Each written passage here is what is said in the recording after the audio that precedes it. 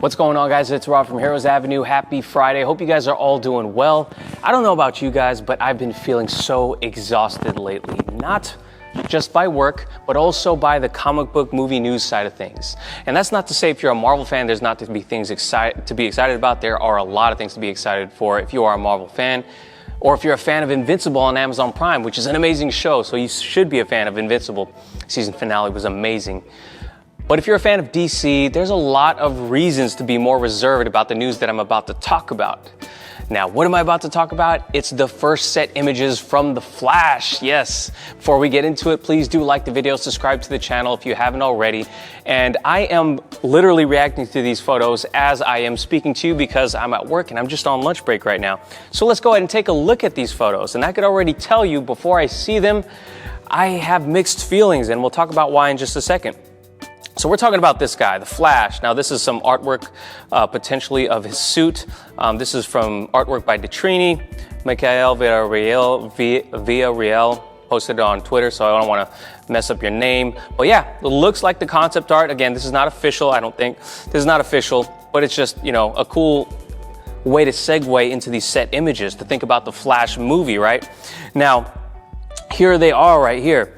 So these images apparently are taken in the same mansion that the original Tim Burton movies used for Wayne Manor. So they are bringing, once again, Michael Keaton is back. I don't know if we talked about it in any of our videos. Michael Keaton is indeed back, even though he played coy and maybe a little bit of hardball a few weeks ago. He said he was a little bit nervous about COVID, but he is indeed back. And as you can see, the WB truck is there, and yes, this is the mansion. This is Wayne Mansion, or Wayne Manor, from the 1989 Burton films. Now, it has been ages since I've seen that movie. I remember loving it as a kid, and for some people, that is still their definitive version of Batman. For me, I'm going to get to see both definitive versions of Batman because Batfleck is about to be in this movie as well. So on that point, I am very excited. I'm very excited for the continuation. I'm sorry about that. Continuation of the Snyderverse. You know, it's not an official continuation because Zack isn't back, but it is a continuation of his characters. Now, is it going to stick true to what Zack would have done with the movie? That's hardly, you know, relevant in this case because it is Andy Muschietti's movie. But it is a continuation of his characters. We're going to get Iris West back. We're going to get Ezra Miller's flashback, though there are going to be a lot of changes, obviously. Hopefully this is not really a farewell to Batfleck. I hope it's not, but apparently this is probably what we're going to get. So here's these images. Now, it looks like they're shooting in the daytime here, and I think that's all. That's all the photos we get. So, yeah, it's cool to see. On the one hand, it's very cool to see that they're back using the same building or mansion that they used in the 1989 Batman movie. Just shows that continuity there, and that has always been a part of the multiverse.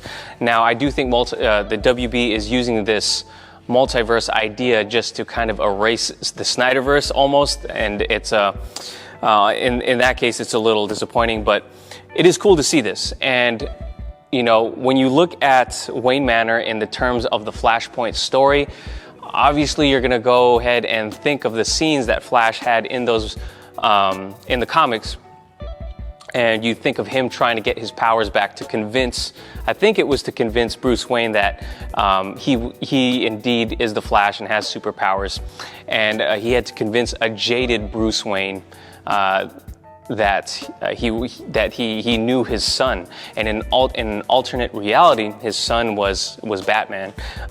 Now, again, Andy Muschietti has said that this is not going to be a Flashpoint movie per se. It's going to be Flashpoint in name. Well, I don't even know if they're calling it Flash. It doesn't look like they're calling it Flashpoint anymore. It's going to be loosely based off the Flashpoint story. So I wonder if they're going to do, I'm curious to know what you guys think. What do you think do you think that's going to play out? The Flash trying to get his super powers back by recreating, in a way, how he originally got his powers? I'm really curious because we never got an origin story for the Flash, so I'm assuming we'll get some sort of origin here of how he got his powers, at least. I'm sure we'll get the origin with his mom and everything too in here as well. So that's cool. I am excited on that front, but Warner Brothers Warner Brothers, as of late, has been playing their games. Now, of course, it's really cool to bring in the side of fans that were hoping to see The Flash for such a long time. I'm included in that branch of fans. But if you have been following Twitter for the past week or so, Warner Brothers apparently uploaded a 4K version of the Justice League trailer onto their website, and it just was almost just adding fuel to the flames, right? There's already tension brewing between fans and Warner Brothers, and they just added fuel to that fire. And even Zach had to comment on it. I don't have it here, but Zach commented on it that they're crossing the line, and indeed they are. Now, Warner Brothers UK did eventually post up, the 10-minute kind of teaser of the Justice League movie, the Snyder Cut, and it was kind of weird. It's Warner Brothers UK versus Warner Brothers. Who is running their social media? Because it is irritating the crap out of fans, right?